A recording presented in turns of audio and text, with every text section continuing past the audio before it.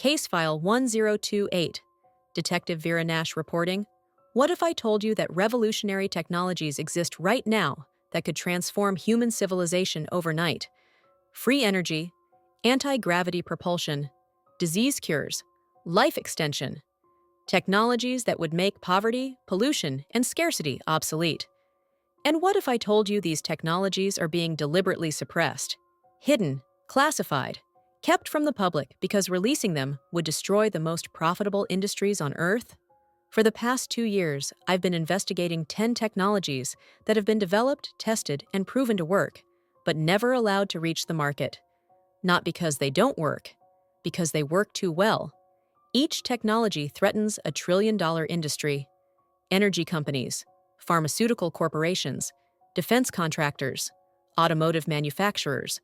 The most powerful entities on the planet have a vested interest in keeping these technologies secret. Patents have been seized under national security orders. Inventors have been bought out or intimidated into silence. Research has been classified. Prototypes have been confiscated.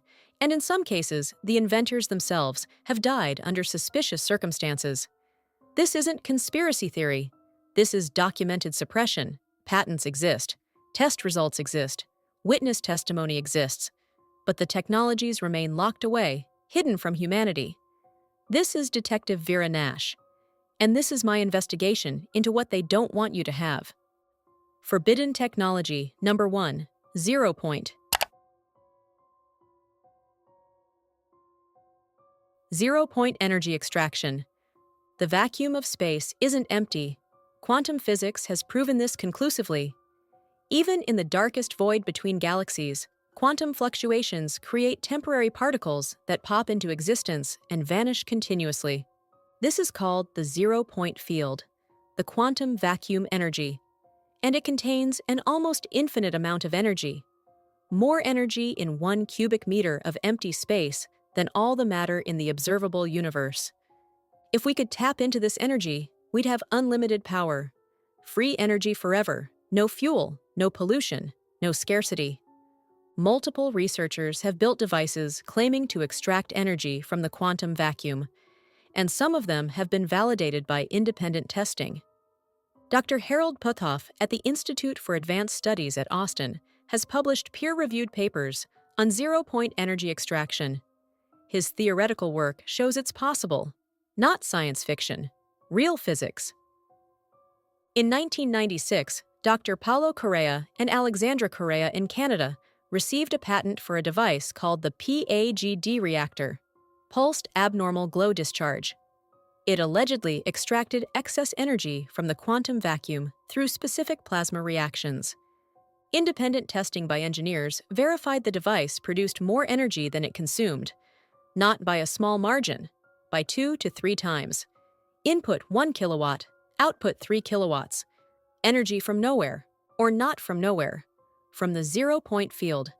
The Correas licensed their technology to several companies. Then the licensing agreements were mysteriously terminated. Funding dried up. Research stopped. The technology disappeared. In 2004, Dr. Thomas Vallone published a book detailing multiple 0-point energy extraction methods. He presented at conferences. He had working prototypes. Then his security clearance was revoked. He was fired from his government research position. His work was classified. Why? If 0-point energy extraction doesn't work, why classify it? Why revoke clearances? Why shut down research? The truth is, it does work. And it threatens the entire global energy infrastructure. Oil companies, gas companies, coal companies, nuclear power, even solar and wind industries, all become obsolete if you can extract unlimited energy from the quantum vacuum using a device the size of a refrigerator. We're talking about trillions of dollars in infrastructure made worthless overnight. Entire economies based on energy scarcity collapsing. The geopolitical power structure, which is built on controlling energy resources, destroyed. That's why 0-point energy is forbidden. In 2009, an inventor named John Bedini demonstrated a device at multiple conferences that appeared to extract energy from the environment. His circuits showed over-unity, more energy out than in. Thousands of people witnessed it. Many replicated it. Bedini was never able to commercialize it. No investors, no manufacturing partners. Despite obvious demand and verified functionality, the technology worked but was never allowed to reach market. Why? Because energy companies have lobbyists. They have political influence. They have the power to ensure technologies that threaten their business model never see widespread adoption. The Department of Energy has a division that evaluates new energy technologies. Sounds helpful, right? But researchers who submit zero-point energy devices for evaluation find their patents seized under Invention Secrecy Act orders. Section 181 of Title 35 U.S. Code allows the government to classify any patent that might threaten national security. Over 5,000 patents are currently under secrecy orders. Many are energy-related. If your invention threatens the energy status quo, it gets classified. You're legally forbidden from discussing it. You can't manufacture it. You can't sell it.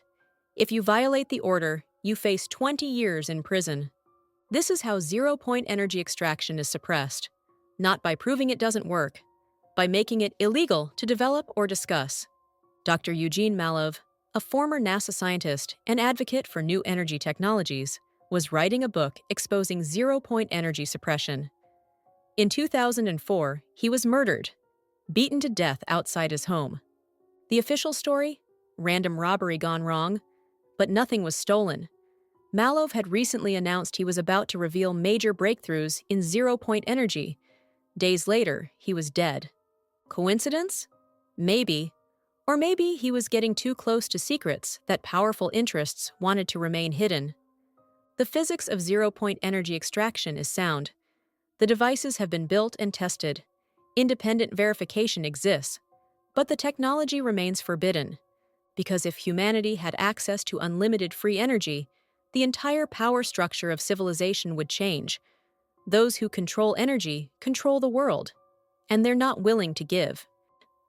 Forbidden technology number 2, electromagnetic anti-gravity propulsion.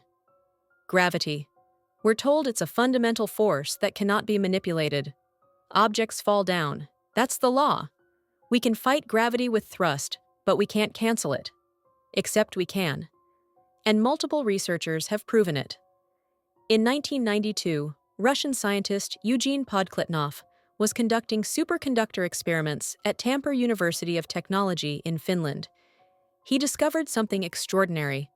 When he spun a superconducting ceramic disc at high speeds in a strong magnetic field, objects above the disc lost weight. Not metaphorically, literally. Measured weight reduction of up to 2%. He placed a scale above the spinning superconducting disc. The scale reading decreased. Something about the combination of superconductivity, rotation, and magnetic fields was partially canceling gravity. Podkletnov published his findings in a peer-reviewed journal. Other researchers attempted replication. Some claimed success. Others failed. The scientific community was divided. But here's what's significant. NASA became very interested. They attempted to replicate the experiment. Initial results were promising. Then suddenly, all research was classified. NASA publicly stated the experiments failed, but internal documents leaked years later showed the opposite. The experiments worked. Gravity reduction was measured and confirmed, but the research was classified under national security. Why? Because anti-gravity propulsion has military applications. Imagine aircraft that don't need wings or thrust. Vehicles that can hover, accelerate instantly in any direction, and reach extreme velocities without experiencing G-forces. That's not science fiction. That's what electromagnetic anti-gravity enables. In 2002, Boeing was granted a patent for a gravity manipulation device. Patent number 6,960,975. The patent describes using electromagnetic fields to reduce the gravitational mass of an object. Boeing, a major aerospace contractor, patented anti-gravity technology. Why isn't this technology in use? Why aren't we seeing it? Because it's classified, locked away in black budget programs. Multiple whistleblowers from defense contractors have claimed that anti-gravity propulsion has been operational since the 1980s. These aren't random conspiracy theorists. These are engineers and scientists who worked on classified aerospace projects. Ben Rich, former director of Lockheed's Skunk Works, allegedly said in a 1993 speech, "We already have the means to travel among the stars, but these technologies are locked up in black projects. It would take an act of God to ever get them out to benefit humanity." If true, anti-gravity propulsion exists. It works. It's operational. But it's hidden in classified military programs. The public gets fossil fuel rockets and jets. The military-industrial complex has technology decades or centuries more advanced. Dr. Ning Li, a physicist who worked on gravity modification research, claimed in the 1990s that she could produce a gravitational field using superconductors. She received DoD funding. Then her research vanished from public view. She stopped publishing, stopped speaking at conferences. Where did her research go? Was it successful and classified? Or did it fail and the funding ended? We don't know. But the pattern is clear. Researchers who make breakthroughs in anti-gravity suddenly go silent or have their work classified. The reason is obvious. Anti-gravity propulsion would revolutionize transportation. No more airplanes with limited range and speed. No more fuel costs. No more dependence on oil. The airline industry, the automotive industry, the oil industry, all threatened by electromagnetic anti-gravity. And militarily, anti-gravity craft would dominate any conventional force. Whoever controls this technology controls the skies, controls warfare, controls the future. So it remains forbidden, hidden in black budget programs, patents granted but never implemented, research classified under national security. The physics is proven, the technology exists, but humanity doesn't get to use it. Forbidden technology number 2. Operational but concealed. Moving to forbidden technology 3. Forbidden technology number 3. Cellular regeneration and age reversal. Aging is optional. That's not speculation. That's biological fact. Certain species don't age. The immortal jellyfish, Turritopsis dohrnii, can revert its cells to an earlier state indefinitely. Hydra, a tiny freshwater organism, shows no signs of aging and appears biologically immortal. If these organisms can halt or reverse aging, why can't we? The answer is, we can. We've discovered how. But the technology is forbidden. In 2009, Dr. Elizabeth Blackburn, Dr. Carol Greiter, and Dr. Jack Szostak won the Nobel Prize for discovering how chromosomes are protected by telomeres and the enzyme telomerase. Telomeres are protective caps on the end of chromosomes. Every time a cell divides, telomeres get shorter. When they're too short, the cell can no longer divide. It becomes senescent. It ages. Telomerase is an enzyme that rebuilds telomeres. It's active in stem cells and germ cells, which is why those cells don't age. But in most adult cells, telomerase is inactive. What if we could reactivate telomerase in adult cells? We could rebuild telomeres. Cells could divide indefinitely without aging. Biological immortality. Researchers have done this. In laboratory experiments, activating telomerase in human cells has reversed aging markers. Cells that were old and senescent became young and functional again. Dr. Michael Fossel has written extensively about telomerase therapy. He's demonstrated that reactivating telomerase could reverse age-related diseases, Alzheimer's, atherosclerosis, osteoporosis, even skin aging. Clinical trials would be the next step, except they're not happening. Why? Because age reversal threatens the most profitable industry on Earth, healthcare. The pharmaceutical industry generates over $1 trillion annually treating age-related diseases. If people don't age, they don't develop those diseases. They don't need the medications. They don't need the treatments. Cancer rates would plummet. Heart disease would decline. Dementia would disappear. The entire geriatric medicine field would become obsolete, and life insurance companies, pension funds, social security systems, all designed around the assumption that people die at predictable ages. If people live to 200 years old in perfect health, the entire economic structure collapses. That's why cellular regeneration is forbidden. Dr. Bill Andrews, a molecular biologist, spent decades researching telomerase activation. He identified compounds that reactivate telomerase in human cells. His company, Sierra Sciences, conducted studies showing age reversal in cell cultures. But when he tried to move to human clinical trials, he couldn't get approval. Regulatory agencies blocked him. Funding disappeared. Investors backed out. Why? Because the implications are too dangerous economically. If Dr. Andrews succeeded, he'd destroy multiple industries. In 2013, researchers at Harvard Medical School successfully reversed aging in mice. Old mice with declining health were given a treatment that reactivated telomerase. Within weeks, the mice were biologically young again. Organ function restored. Cognitive abilities improved. Physical activity increased. Aging reversed. In living mammals. Published in peer-reviewed journals. The logical next step? Human trials. Except that never happened. The research was discontinued. Why? Dr. Ronald DePino, one of the lead researchers, left academia shortly after. The funding for age reversal research dried up. The project was abandoned. Some speculate that pharmaceutical companies pressured Harvard to halt the research. Others suggest government agencies classified it for military applications. Either way, technology that could give humanity extended youthful lifespans is forbidden from development. There's another approach to age reversal: cellular reprogramming. Dr. Shinya Yamanaka won the Nobel Prize for discovering how to convert adult cells back into pluripotent stem cells. By expressing 4 specific transcription factors, you can rewind a cell's epigenetic clock, make it young again. This has been successfully demonstrated thousands of times. Some researchers believe partial cellular reprogramming could reverse aging in living organisms without causing cancer. Early experiments in mice show promise. But again, human trials are blocked. Regulatory agencies demand decades of safety testing. Convenient delays that ensure the technology won't threaten existing industries anytime soon. Meanwhile, the ultra-wealthy have access to experimental age reversal treatments through private clinics in countries with looser regulations. They're using these forbidden technologies while the public is told it's impossible or decades away.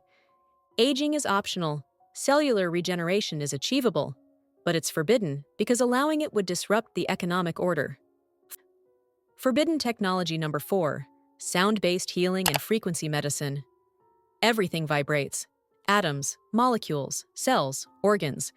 Your entire body is vibrating at various frequencies right now, and frequencies can be manipulated. If you match the resonant frequency of a wine glass and amplify it, the glass shatters. The same principle applies to pathogens, cancer cells, and diseased tissue. This is frequency medicine, using specific sound frequencies to heal diseases. And it works. We've known it works for over a century.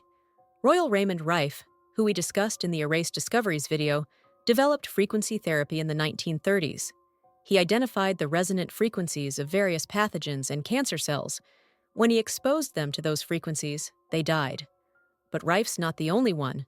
Multiple researchers have proven that sound frequencies can heal. Dr. James Baer at New Mexico State University has conducted extensive research on bioelectric fields and frequency medicine. His studies show that specific electromagnetic frequencies can destroy cancer cells without harming healthy tissue. In 2004, Dr. Anthony Holland at Skidmore College demonstrated that certain frequencies could shatter cancer cells. Using a combination of 2 frequencies, creating a third interference frequency, he achieved targeted destruction of leukemia cells and pancreatic cancer cells. Recorded on video, peer-reviewed, published. Cancer cells vibrating, expanding, and exploding from resonant frequency exposure. Why isn't this technology in every hospital? Why are we still using chemotherapy and radiation? Because frequency medicine threatens the cancer treatment industry. Chemotherapy drugs alone generate over $100 billion annually. Radiation therapy equipment costs millions per machine. If cancer could be treated with frequency generators costing a few $1,000s, pharmaceutical companies lose their most profitable product line.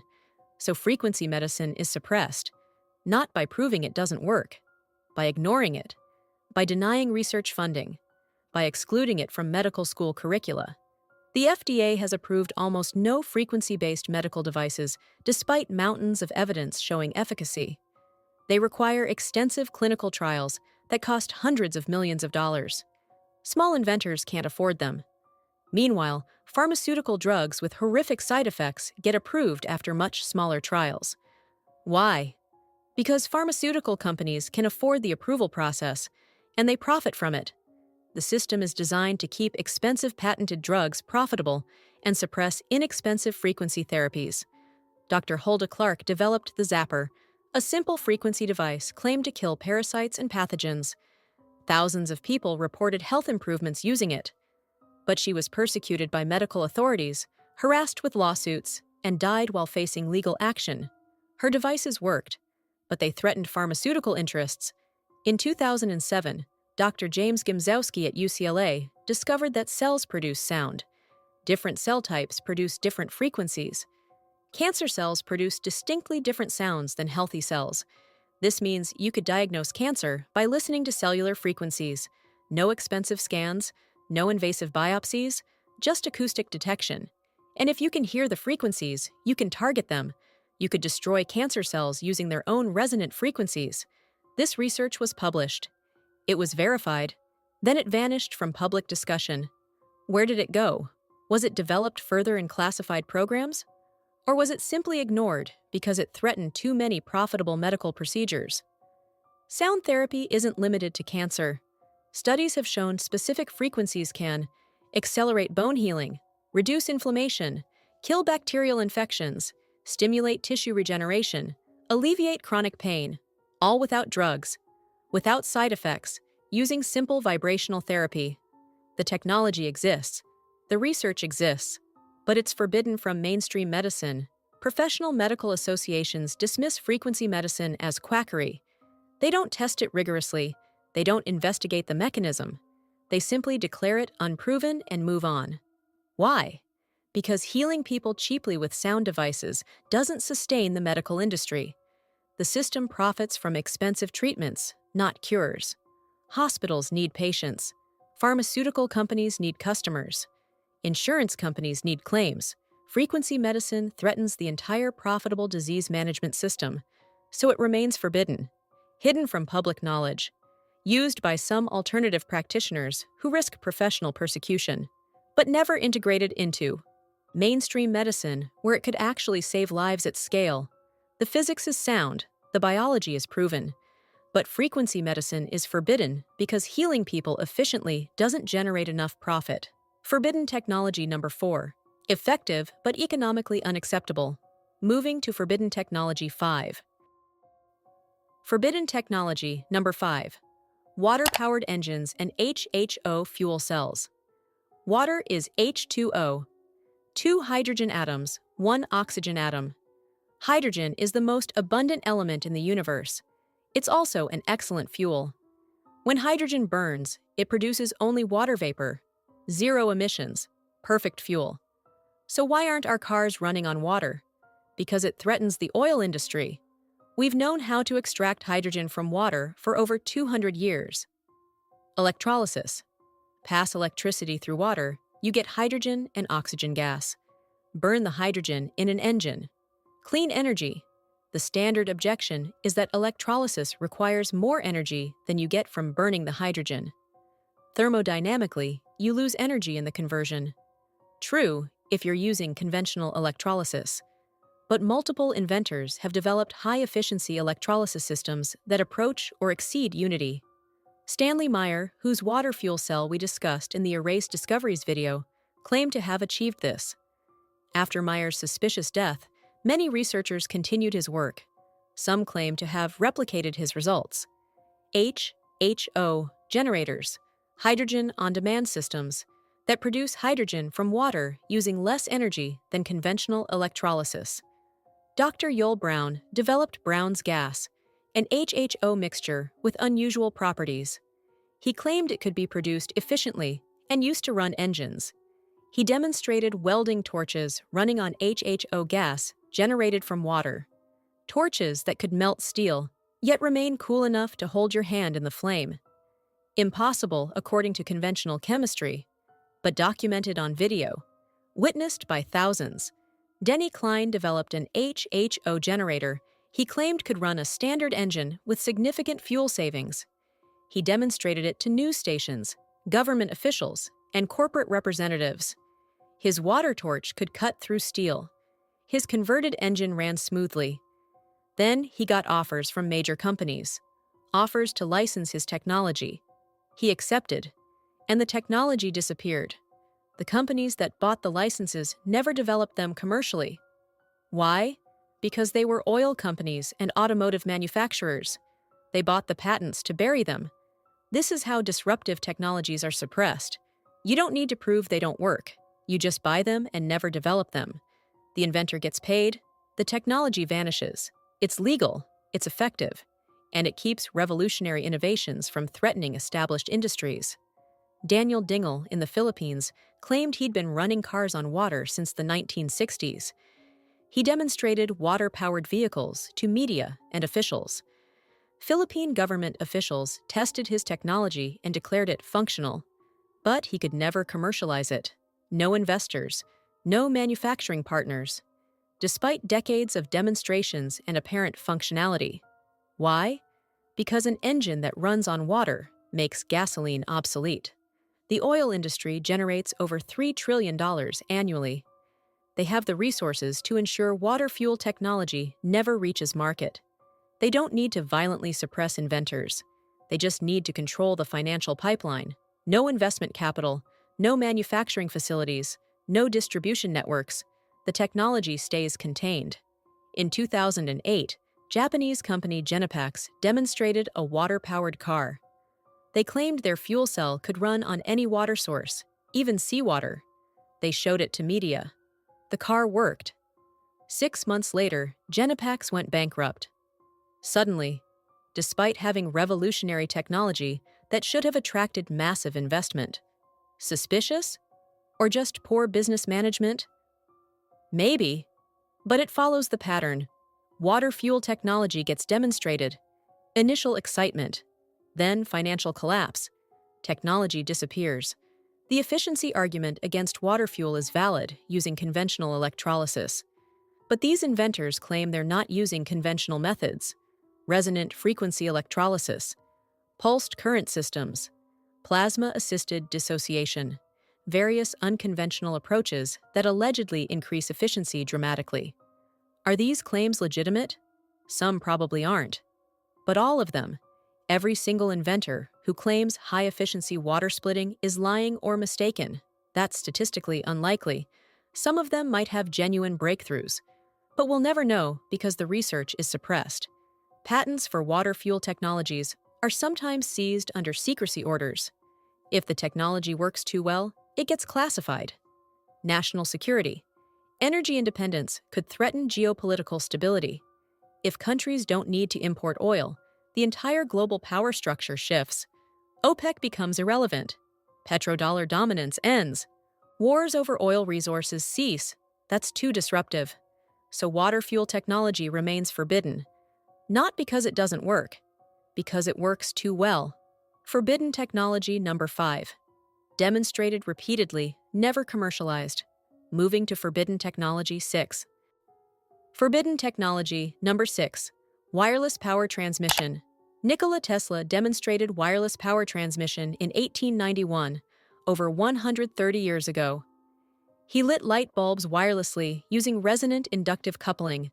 He transmitted electricity through the air without wires. It worked. Perfectly. So why isn't this technology everywhere? Because wireless power threatens the entire electrical infrastructure. Power lines, substations, meters, billing systems all become obsolete. Tesla's vision was global wireless power. His Wardenclyffe Tower was designed to transmit electricity wirelessly to anywhere on Earth. Free energy for everyone. No wires, no meters, no utility bills. J.P. Morgan funded the project initially. Then Tesla revealed that his system would make electricity free. Morgan withdrew funding immediately. The tower was demolished. The dream died. Or did it? Because wireless power transmission actually works. We know it works. We use it every day. Your electric toothbrush charges wirelessly. Your smartphone can charge on a wireless pad. Medical implants are powered wirelessly. The technology is proven and operational, but it's limited. Short range only, low power. Deliberately restricted to applications that don't threaten utility companies. The physics of long-range wireless power transmission was solved by Tesla. The equations exist, the principles are understood, so why can't we transmit power wirelessly over distance? We can, but it's forbidden. In 1970s, NASA conducted experiments transmitting power wirelessly using microwaves. They successfully transmitted kilowatts of power over a mile. The Goldstone demonstration in 1975 proved it possible. The technology worked. The next step would have been commercial development, except that never happened. The program was discontinued. Why? Because wireless power transmission makes power lines obsolete. Utility companies have trillions invested in power grid infrastructure. If power could be transmitted wirelessly, that infrastructure loses value instantly. Dr. William Brown, who led the NASA wireless power experiments, was ready to develop commercial applications. He had working prototypes. He had military and civilian interest. Then funding disappeared. The project was canceled. Brown spent the rest of his career trying to revive it. He never succeeded. Utility companies have enormous political influence. They lobby heavily. They ensure regulations favor centralized power distribution, requiring metered delivery. Wireless power transmission would enable distributed generation. Anyone with a transmitter could send power to anyone with a receiver. No centralized control. No metering. No profit model for utilities. That's why it's forbidden. Not technically impossible. Economically unacceptable. In 2007, MIT researchers demonstrated Wi-tricity, wireless electricity using magnetic resonance. They lit a 60-watt bulb from 7 feet away.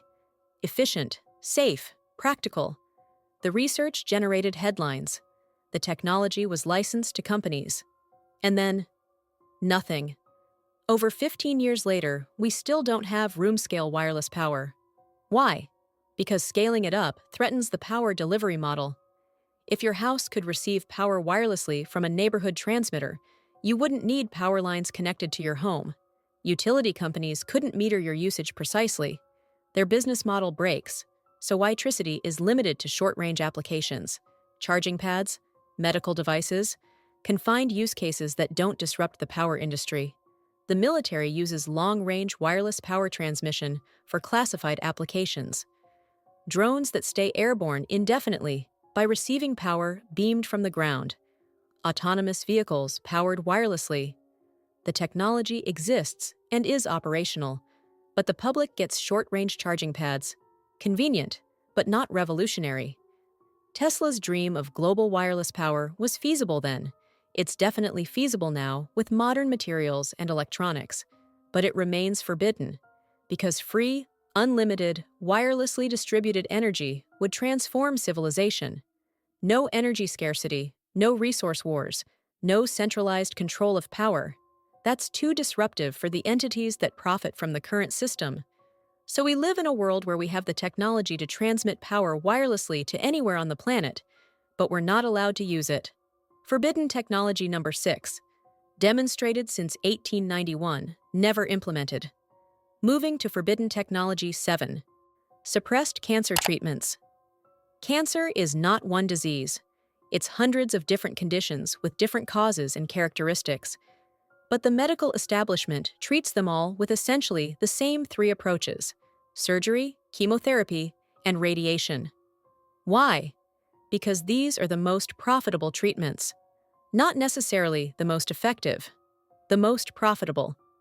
Alternative cancer treatments that show promise are systematically suppressed, not tested rigorously and proven ineffective, simply suppressed without fair evaluation. Dr. Max Gerson developed a metabolic therapy for cancer in the 1940s. His approach used nutrition and detoxification to boost the body's natural healing. He published a book documenting 50 cases where his therapy apparently cured advanced cancers. The American Medical Association attacked him viciously. They didn't test his therapy. They simply declared it quackery. Gerson died in 1959. His therapy is still used by some alternative practitioners, but remains banned from mainstream oncology.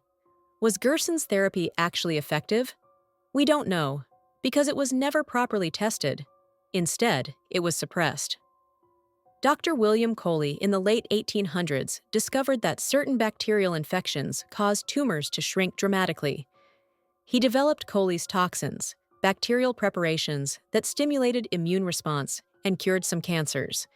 For decades, Coley's toxins were used successfully. Then chemotherapy was developed. Pharmaceutical companies could patent chemotherapy drugs. They couldn't patent bacterial preparations. So Coley's toxins fell out of favor, not because they didn't work, because they weren't profitable enough. Recent research has validated Coley's observations. Immunotherapy, stimulating the immune system to fight cancer, is now recognized as effective. We're rediscovering what Coley knew over a century ago. But for 80 years, his approach was suppressed because it didn't fit the pharmaceutical model. Dr. Stanislaw Burzynski developed anti-neoplaston therapy in the 1970s. His treatment used peptides and amino acid derivatives naturally present in the body to stop cancer growth. He treated brain cancer patients considered terminal. Many of them survived. Tumors disappeared, documented cases, medical records, brain scans showing tumors vanishing. The FDA spent decades trying to shut him down. Not because his patients weren't getting better, because his therapy wasn't going through the standard approval process. Burzynski couldn't afford the hundreds of millions of dollars required for FDA-approved clinical trials.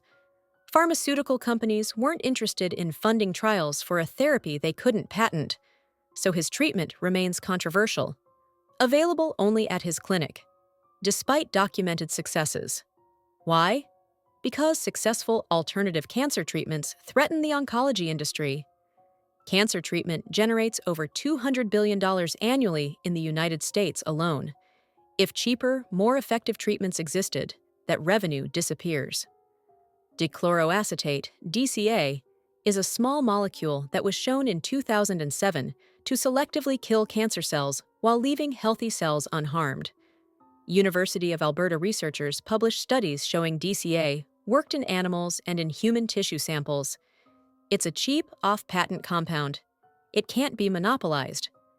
So pharmaceutical companies weren't interested in funding human trials. Researchers tried crowdfunding clinical trials. They succeeded in raising some money. They conducted small studies. The results were promising. But without pharmaceutical backing, they couldn't complete large-scale trials needed for FDA approval. So DCA remains unapproved for cancer treatment. Not because it doesn't work, because it's not profitable to develop. High-dose vitamin C intravenous therapy has shown promise in treating cancer. Studies at the University of Iowa and elsewhere demonstrated that very high doses of vitamin C selectively killed cancer cells. Conventional oncologists dismiss this.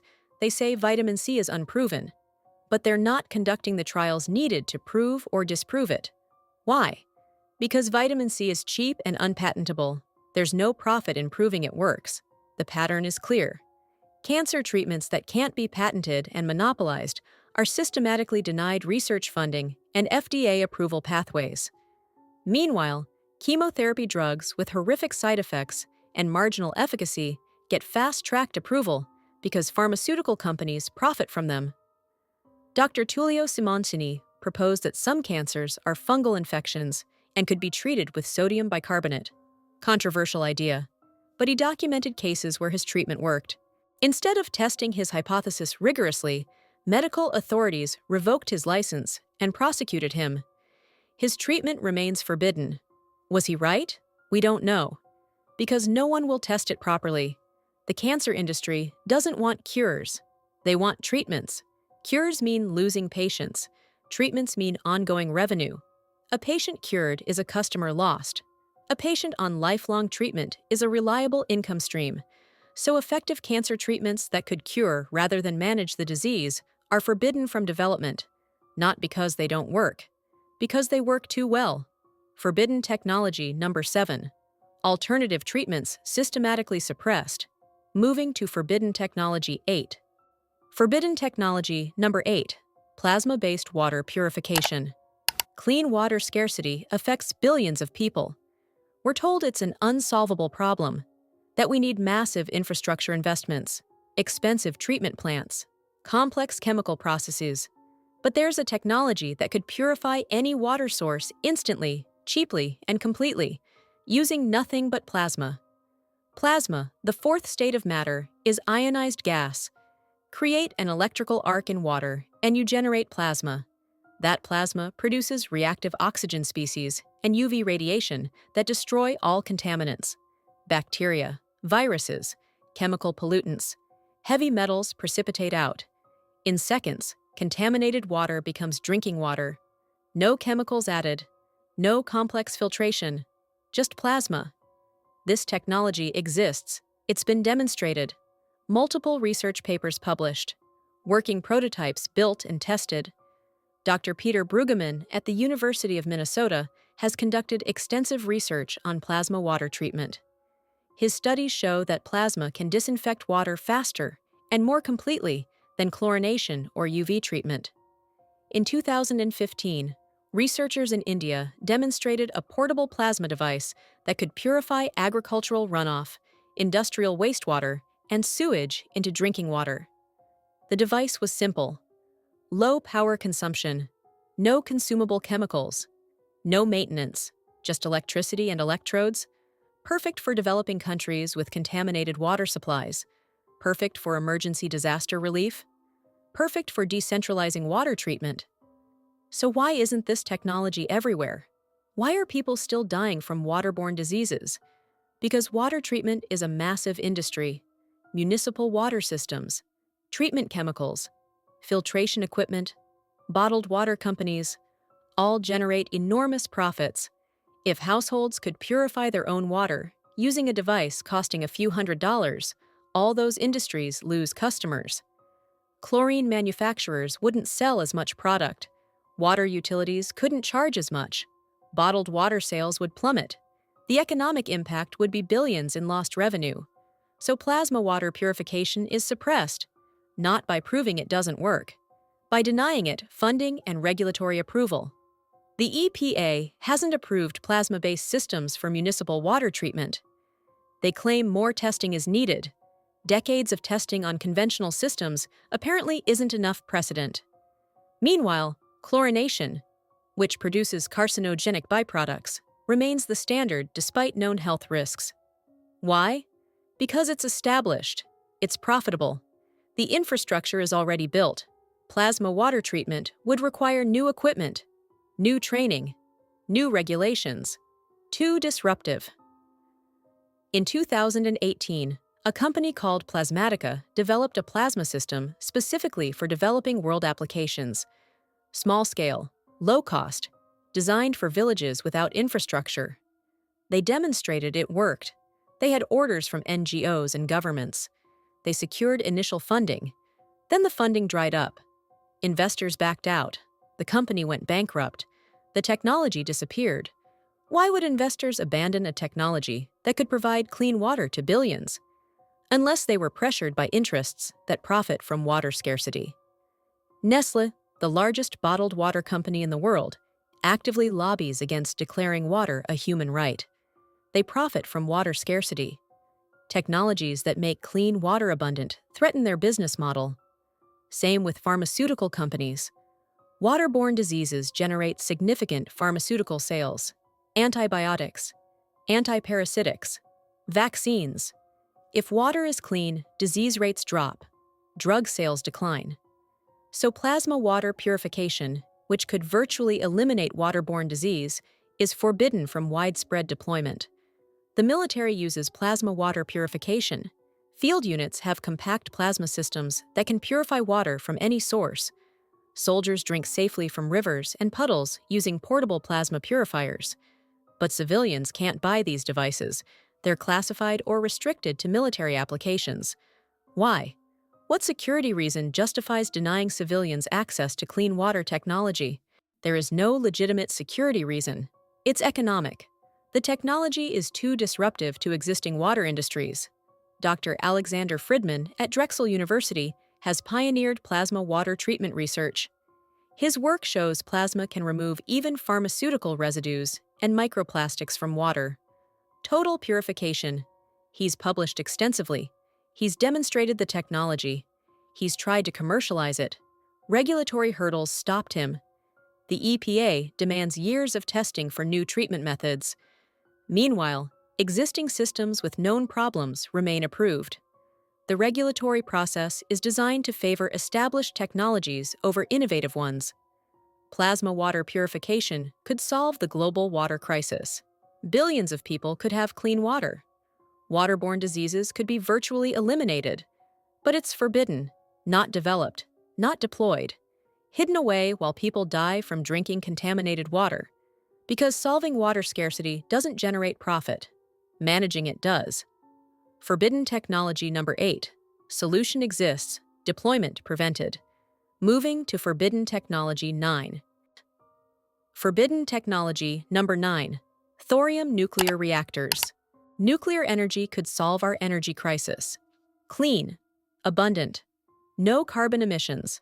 But conventional uranium reactors are dangerous. They produce weapons-grade material. They generate waste that remains radioactive for thousands of years. They can melt down catastrophically, so we're told nuclear energy will never be safe or practical. Except there's another kind of nuclear reactor, one that's safe, efficient, produces minimal waste, and can't melt down. It's been proven to work. We built one and ran it successfully in the 1960s. Thorium reactors.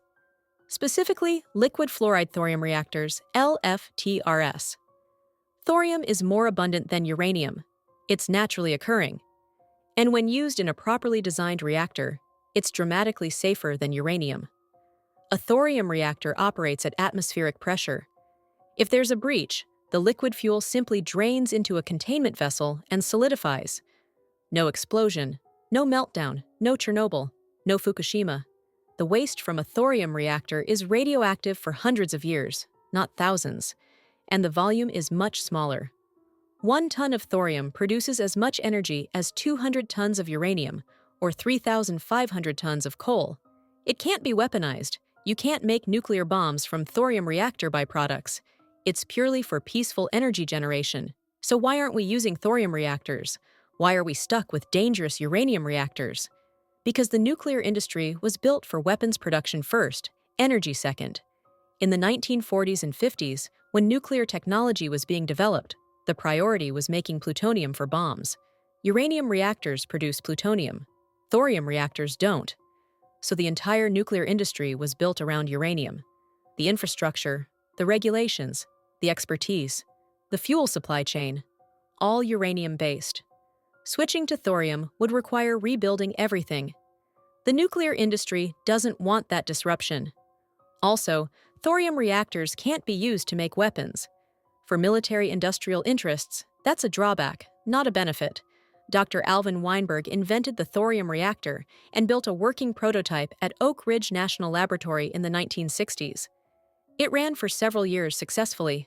No problems. Proven technology. Then the program was canceled.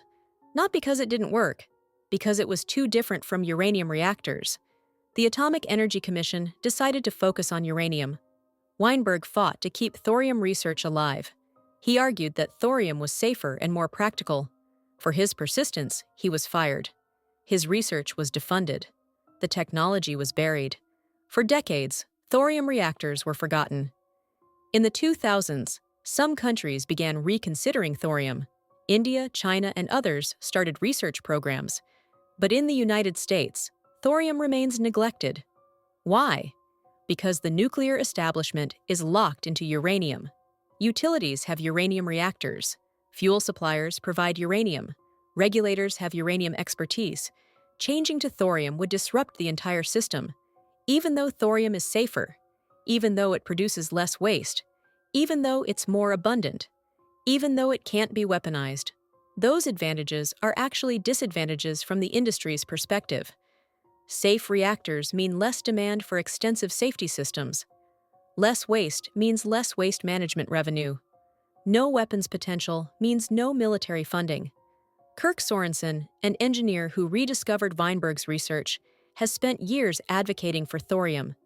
He founded a company, Fliba Energy, to develop commercial thorium reactors. He's faced constant obstacles: regulatory barriers, lack of funding, skepticism from the nuclear establishment. Despite thorium's obvious advantages, the system resists change. If thorium reactors were deployed widely, we could shut down coal plants and uranium reactors. Clean, safe, abundant energy. But that would disrupt the energy status quo. Coal companies, uranium suppliers, existing nuclear operators, all threatened by thorium. So thorium reactors remain forbidden. Not technically impossible, not even difficult, just economically and politically unacceptable. China is developing thorium reactors. They see the potential. They're not locked into outdated nuclear infrastructure like the United States. In a decade or two, China may have hundreds of thorium reactors providing clean energy.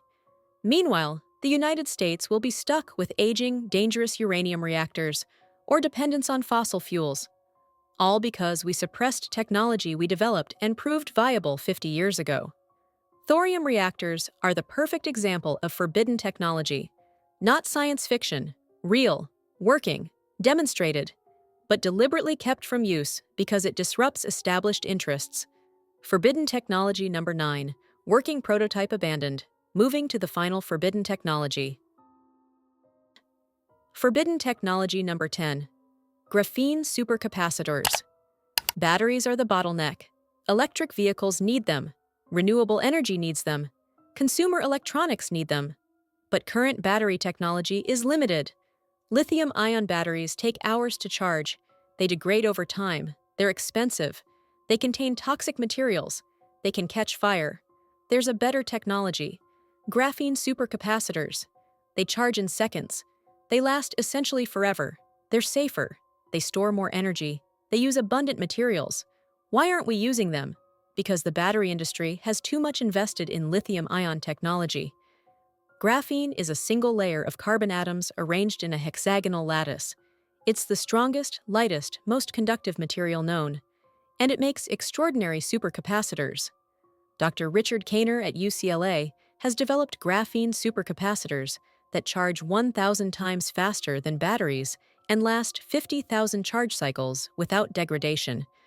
Compare that to lithium-ion batteries that take hours to charge and last maybe 1,000 cycles. Graphene supercapacitors are superior in every way. In 2012, researchers at Northwestern University created graphene-based electrodes that could charge a phone in 15 seconds.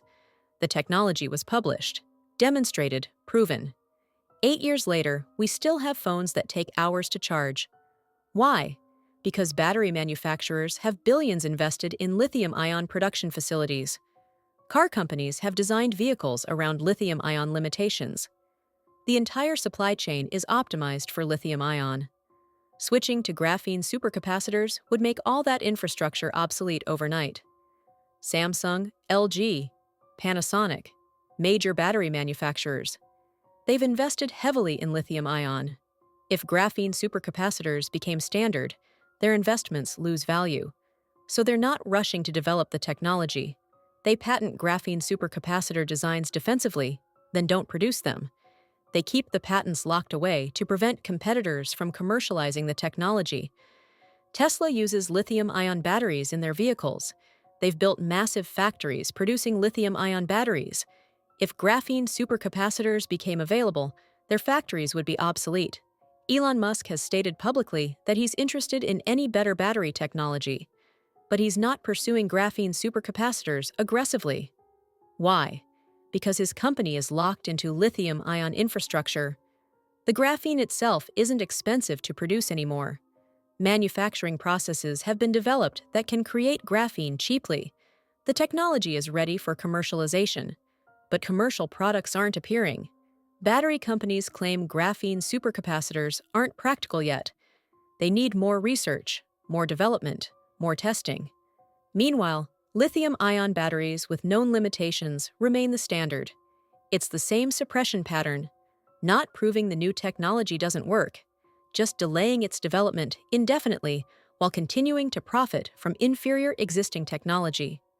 Dr. Andrei Geim and Dr. Konstantin Novoselov won the Nobel Prize for discovering graphene's properties. Their research showed graphene's potential for energy storage. That was in 2010. 15 years later, we still don't have graphene supercapacitor products, despite the technology being ready. If graphene supercapacitors were deployed in electric vehicles, charging would take minutes instead of hours. Batteries would last the lifetime of the vehicle. Energy density could improve dramatically, extending range. Electric vehicles would become practical for everyone. Fossil fuel vehicles would become obsolete quickly. Oil companies don't want that. They've lobbied extensively to slow electric vehicle adoption. Graphene supercapacitors would accelerate EV adoption too quickly for oil companies to adapt. So development is slow-walked. Patents are acquired and buried. Research funding goes to incremental lithium-ion improvements instead of revolutionary graphene technology. Graphene supercapacitors also enable renewable energy. Solar and wind need energy storage. Lithium-ion batteries are too expensive and short-lived for grid-scale storage.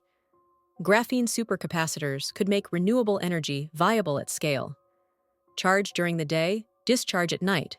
Charge when windy, discharge when calm. Efficient, durable, practical. That would accelerate the transition away from fossil fuels, which is exactly what oil companies want to prevent. So graphene supercapacitors, which could revolutionize energy storage and accelerate the renewable energy transition, are forbidden from commercial deployment. The technology exists, the science is proven, but it's not available to consumers. Forbidden technology number 10, superior in every way, deliberately delayed. 10 forbidden technologies. 10 revolutions that humanity is denied. 0-point energy that could provide unlimited power. Anti-gravity propulsion that could transform transportation. Cellular regeneration that could extend healthy lifespan. Frequency medicine that could heal without drugs. Water-powered engines that could eliminate fossil fuel dependence. Wireless power transmission that could make energy infrastructure obsolete. Suppressed cancer treatments that could actually cure. Plasma water purification that could end water scarcity. Thorium reactors that could provide clean nuclear energy. Graphene supercapacitors that could make energy storage practical. Every single one of these technologies has been demonstrated, proven, tested. Some have been patented. Others have working prototypes. All of them could dramatically improve human life.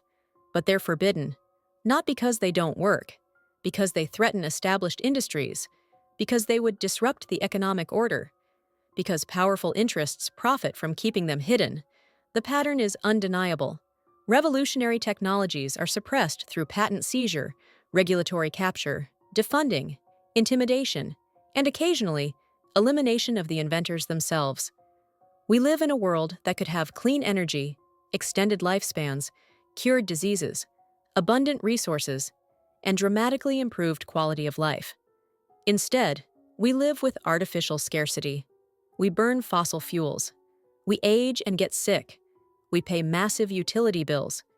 We depend on expensive treatments for curable conditions, not because better alternatives don't exist, because allowing those alternatives would collapse profitable industries. This is Detective Vera Nash, closing the case files on forbidden technologies. The evidence is clear. Humanity is being held back deliberately.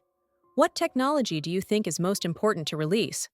What would change your life if these were available? Share your thoughts in the comments. Until next time, keep questioning why the world isn't better than it is. Because the answer might be that someone profits from keeping it this way. Case closed.